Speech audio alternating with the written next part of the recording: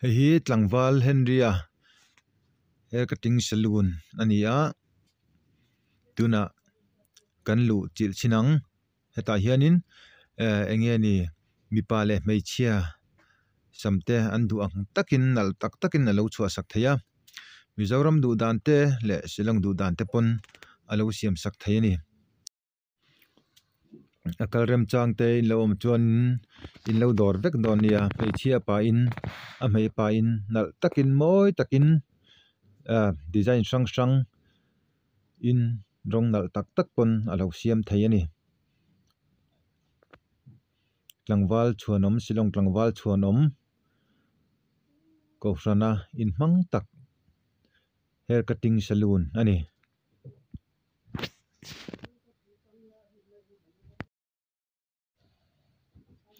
chuna dot chia hi dop counter Shillong tuai zol tlan ani mizo dor changtui nai tak tak mai zorna awma engte hi akal rem changte in lo mani chuan in lo dor ve don dia hei atuya an nei yang nar thakop mai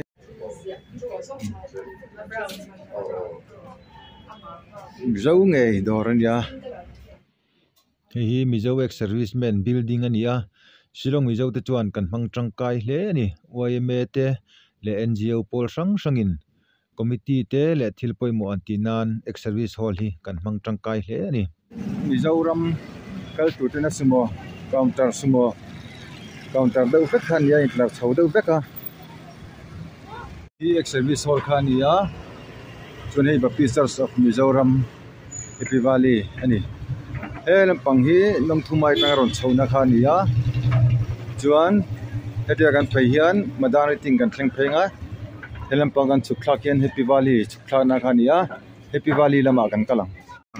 sumo counter ania ai nei tunu te po law me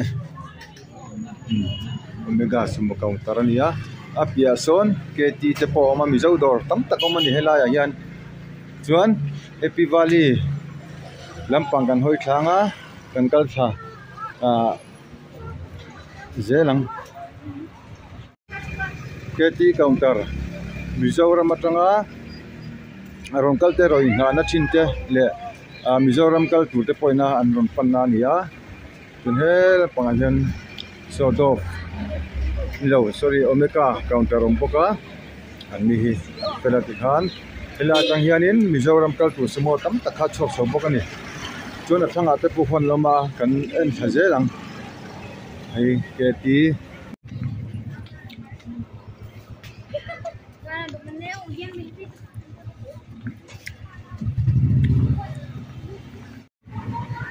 heng de po hi mizo dor vek ania ki nei tunu po ki ta ki om ki hei til chang sang an zora he lai chu mizo dor tha dor vek ania tin tin an zor chikim he ni tiam chuan lai hi second hand te le second hand lo te dor ania parda chang sang an zor poka kan chukla zelang hian second hand sang lo zor poka pijam pui te hi anu mem ei nei tu pa po lo zai da sakhop mai ani hi lo dor ve vek don nei lai madar ting mizo baptisters kon akhan no mani sei tong khan nei lai chukla chu mizo kan tam ani zong na thak te kan tama heng lai dor hi mizo dor vek mizo dor deuh vek ani so te so Raipur kalani so ai Raipur puite ai hian thing tui dor tui nai tak mai lom boka kan lak sakang o hei atui ni ai lai hi ni tinaka i nani nga hei bureng ate po dor kan lu chhau zelang e tei pon thui dor kota ganoma silong a puan thui thiam me mai ania ador kan lu tang nal takani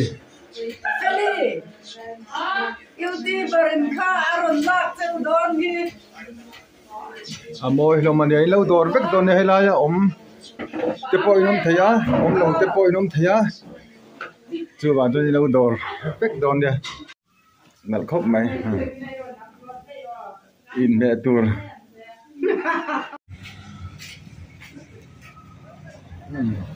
helai in saklai te hi mizo in saklai nia maro chu aram nei tu teina sakchun jom rem ti shi lo chol san shi ani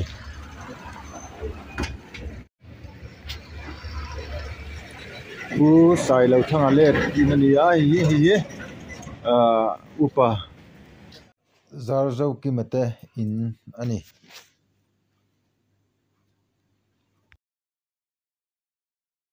nungde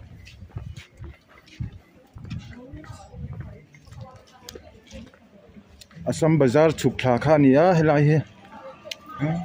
sanga zor po lo lap fit sa mai da min chakop mai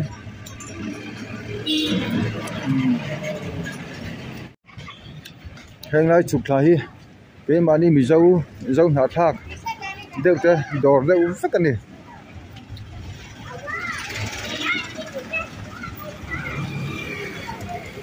nam dang dor au mang lo wa helai hian pe mani zau na thak dor deu fakani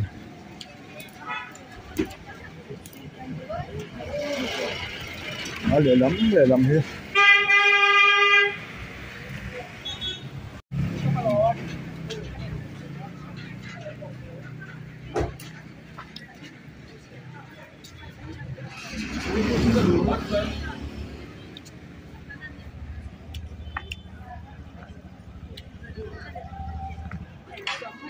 hey giống trà thế po zuar to ni the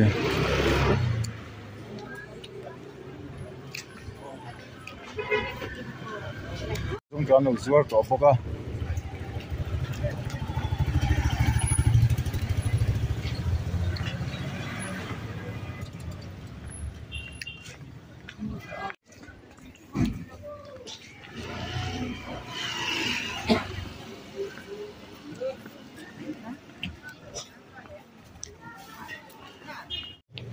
lahi mi dâu đỏ thả đâu biết cái này là cái này dâu nạt thang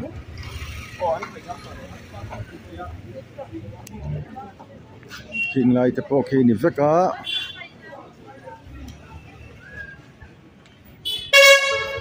lại sumo counter amasa sumo counter này là silong tuai zol hết này tu thế amasa counter chu aga noma ni hian fela silong tuai zol kalam dia no dor vek don ya Happy Valley ni mun hi Happy Valley aram nei tu tak tak chuan thembasuk an ti to pina chuan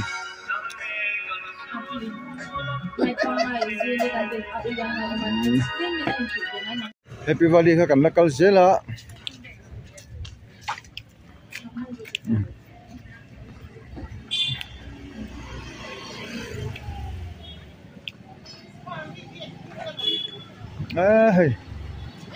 hey không anh lâu ruột nó sẽ khóc mày thì khóc sẽ khen hằn đỏ ra vất thà lắm về tắm xía lâu thì sặc chur đòn nha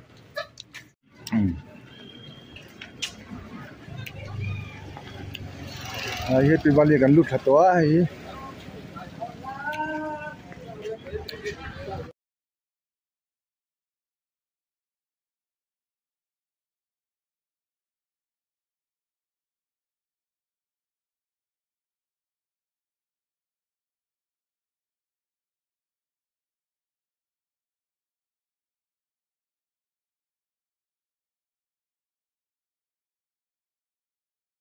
ये Assam Bazar ya ARC kalna khan ya jone la pangahian kan kal don ni Mizo High School veng lam ai kan suklang Mizo High School veng kan suklang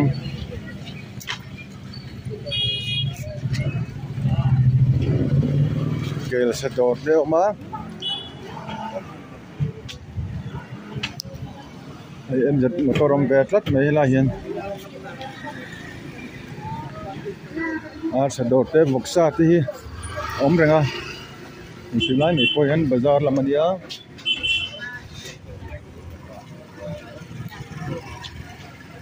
changel ki sai su ni lawa changel an zuar ni chuan voksa te hi jing le tlai du hun nai lei tu hi om nga ti hian he ta chakna ma po hian chuan he ka bom sa te po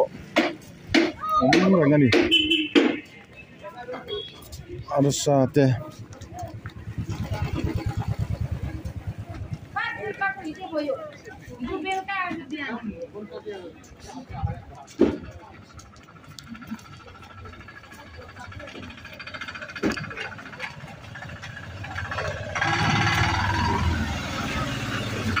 ai kan ko thajela longren sukha na khan ya ta ma mi angil so ka hi longren sukha na kha lampa kan phayang hei hi longren sukha na ania hei hi Mizo High School veng phei kha ni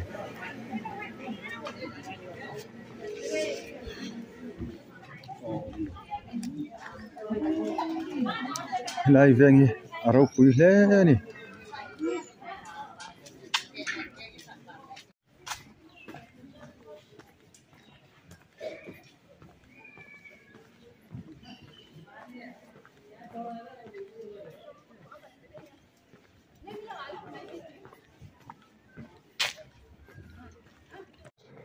Joshua counter kha ani helai hi tun ma Joshua counter la hian salvation biakin khadau mai om boka chuna pia che hian Mizoram Presbyterian Church biakin om le boka UPC biakin om boka helai veng hai biakin atamani Mizo High School veng ani hei si Mizo Modern High School khani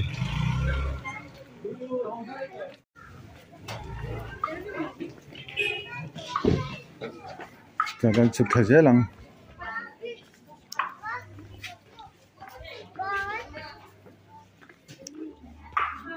hila hian Cookie Worship Service Church alom le boka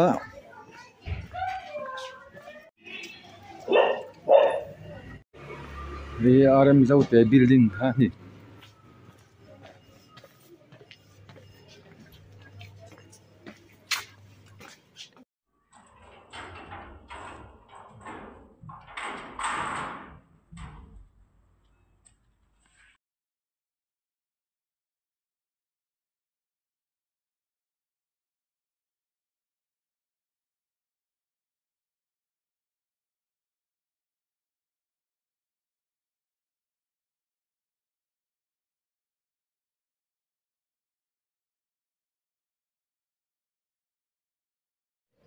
Ola hei tuna hian van nei thak deuh main kabula hian Madan Ting Branch me Assistant Secretary Pulal Mal Som Matau Chong ka tong fu hlau maya chuan an veng sukal ta ka chuan ti in an veng chung chanchin toi te kan zot lockdown ni nama sai pumal chibaile chuan hei ka han hriat du mai mai chu thil kan zot du mai mai chia helai veng chunga hianin biakin te biakin ding chia lo a fellowship ang zong puwa om hi ataman ti thina in engzat chenge ko ran engzat ange tila min chang them le engzat ni om le adik nia kan thane mang reng riau maya kongchen khata ina in khom hi an om ve nual boka chuanin ma se abiak in ang a han nei tak hoa hi chu pakwan nia chuan chung tianga mani ina in khom ta mei te po hin om ve nual thowa ma se hi Manipur lama kan unaw te ron plan ho mo hekyang ho hi an ni tang puya chuanin biak in taka chuanin biak in nei asan pa han nei a chuan pakuan ni chu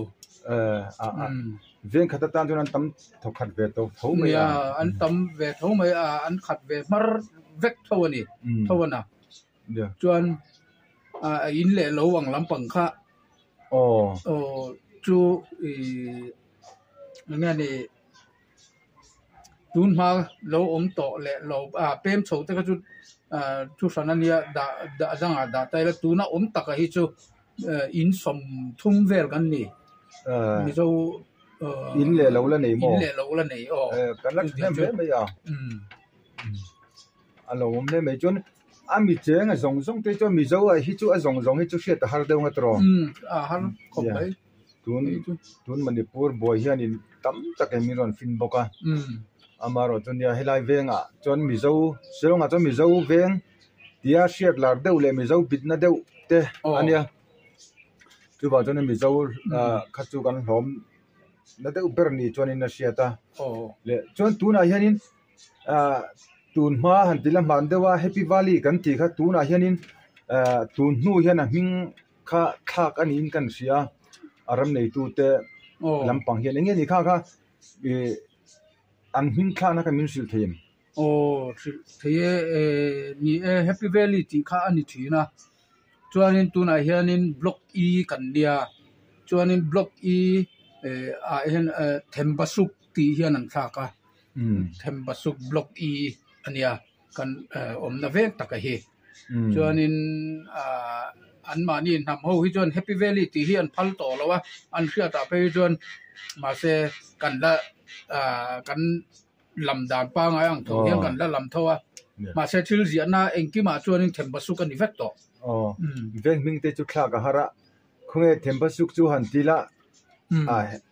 happy valley kha ti hele ni zel thaw tro la ni zel thaw an mi zong ina fiat dang kha la ni vek amo chuanin nei het som thum vel kan oma le anei lawa mi in luat khan tenen kha chuanin soi kim fek chu har theya an mishing cheng zat chun helai he madam ting branch CYMS section pathuma hian in thenin ka sia chun inveng hi in section nge kan veng hi khong chera section ania member ang zat nge om ti the min sil theim member hi zali som thum panga kan oma chuan tun kuma chuan chumia chuan ni he kan gang te unau te le vai phei lampang te nena kan ho chiar vekin zali som thum panga kan chuan vai phei le gang te ho chu ke mani society ti me ang mi zo han ti la anga hian ron lut dina mi an ron luta nimas hemi YMA himin ron belve top mai ni chuanin engkima siat thata po kanin tlang vek holo mom petro dia mi zo hi nam je sang le mun sang om kan nia in si khoma in fin khom hi a chul to hle a helai venga chu tianga ma in lo la chu lo mom hle me ya dia a nam bil le a tong bila tilawa ka te tho ho thei kha a tha khop mai a in na thona a te le in ma lo la na te chu a chuanomin veng dang le mun dang te poina en ton tla tak ni ti kha a hriat renga a lo mom hle mai enge han soi du te ile nem chuanin nam dang zinga kan ni na hianin enge har satna han tok te le nam dang te ta na mi than ti mi ma hriat nuam lo chi anga han te hi kan lo mem tun la anga hian a me pa hian tun lai takhi chuan ni khovel lo chang kang ve to a buaina em lova hanin ti buai te le an ham zonga hanin ti buai in sol burang teng te ka to vak lova soi tu ri to lova khovel chang kang in akeng tel ve to nin ka sia chuanin hemi nia kan har satna deu ber hi chu ni sum nei deu te le engemaw deu te hian in sakten du'a chungtianga chuan in sakna hi an pe phal chi alo hi hei aram nei tu te kan kha si unau te laka har satna kan to na chu ni maya abak taka hi chuanin han har satna than to na em hi om san lo kanin rin a in kanin betha ang renga kanin zomna athang renga chuanin a khotlang lampanga po engkima an mani pon an soidanin engemo harsatna engemo omani chuan kanin fiatir zelanga ti te pon baka uime te hi mi an ron belve top zela achang phei chuanin engeni covid hun lai tek te pe ka chuanin mi an ron ti buai ve a mi an ron kowa ti khan ka zuk kalpui kanan kalpui lob chang te oma tiang khanin mi hian ron bel top zel engemo harsatna deu an nei chuan chu yang chu ni ya ani chuan ani la tlang pui le nge ni heng lai ke ma ni mi zo ina kan ei zon na tlang pui hi min sil tel le thei sa min ya hemi ya hian ni e athen chu office lampang na thok ten ni a baka khwal lama te po office na thoka om ten oma chuanin hemi a om ngel nget ang te hi chu nia sum don na lampang hi ani deuh bera aizol le silong in kara sum don na sarep ang te le athen chu chopme lampang te po ania kan tiang ang te khanin zon na hi kan mu ve na kan ei mu ve na ani deuh ber mai alo mom na sa ya heng la ya kan ni zo u nau te na tam takhi chu sipei tu le fa te kan ni lomanga chuan mani ti thei tok thawa a sarkhan haliam pui lo po ni sila mani kutle ke a ding thei tura kan in chom na chi pakhata chuan kan tho pakhata chuan srep te ani ti kha ka soi lang tel du zo kan ni opumal inkom na hun thatak nun te kan lo me le ke po le kan lo me kan ta nang ve mi zo ve nga hanga lom char ni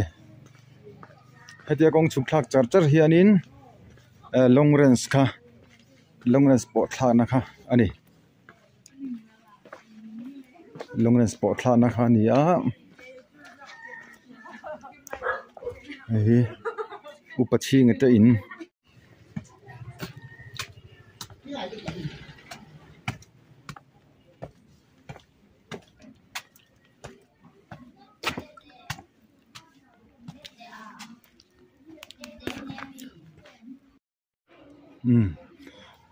tunakan mulai khu long range sipeina chanan ka na thin kha ania tuna chunai lo ngo thak to khup mai ma lai chun heng lai hen no pang in fiam na thin kha nia tuna hian sipei ramani nangin sipeina ron lata a no pang in fiam le lu chua kha arim to lo ni tuna chuan hei hi sipei ho chang kana chan kana thin kha nia hei tun thleng hian an lamhanga hei ti belte pon la tum zel ani helai mun hi tam tak chu sipei lo pension to te le tanglai te inomani chuan in lo hmun non le du kan ringa kan la ni reng rut te an reng rut la ya silai ka an zirna hmun te kha nia tuna hian thingte an lo phun na sa to so lai son ka na hmun ania ta son silai mu tam tak an silai ka na mu te kha kan chhar thin ani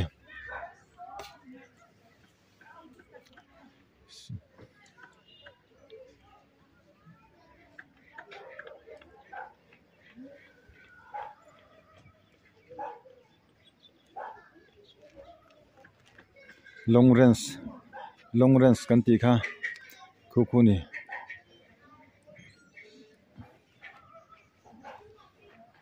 chuan na china kan lak salvation biakin kan ti kha hnunglama kan kala hei salvation biakin kha ania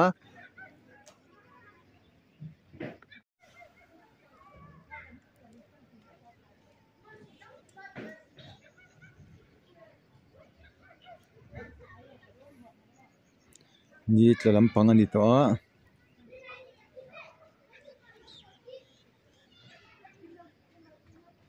hela he mi zo tam takano man ti to kha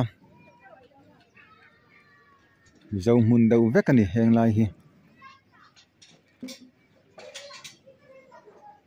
helai in pol hi upa si ro hu pui te in ani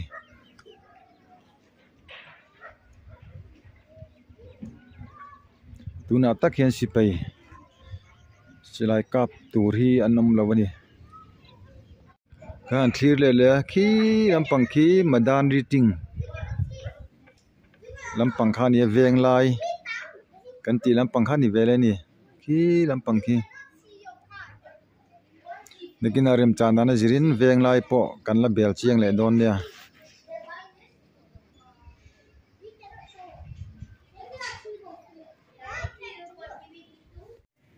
mizo veng a kan lut phei zela hei an veng hi fel fai khop mai mizo veng ji taka a za puyam lo ni hei bol lo bom te po mun tinan lo da an khwa thleng hi a fai ni an ve tui dir an lo do ni hi a veng a chuan ome mizo mel an ti tha a veng a top lowa an thian fai an engkol tha ti hriat khop mai hei te po hi mizo dor ania ti hian bom man lo dalen ti tha khop mai mira ma om ma ni la hatianga fel fai ta kan che thian mizo mel ti tha tu le tinuam tu ania alom khop mai chuan tenga han le lu chhodona mizo high school ka kan lu chhodona ni le hei mizo high school tual kha ani ni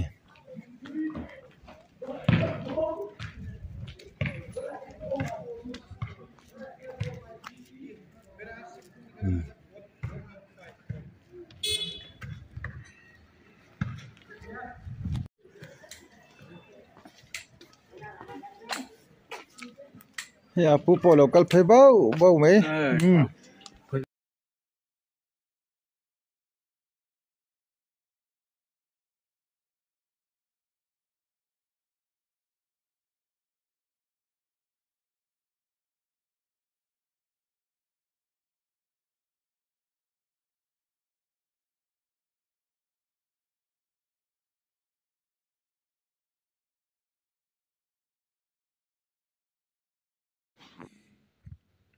kan video te min lo en sak thin wangin lom thu kan soya min la subscribe lo tu ten khongai taka min lo subscribe sak zel turin in khongai na kan nge ne in zawai chunga lom thu kan soi tak me ume we kan lo me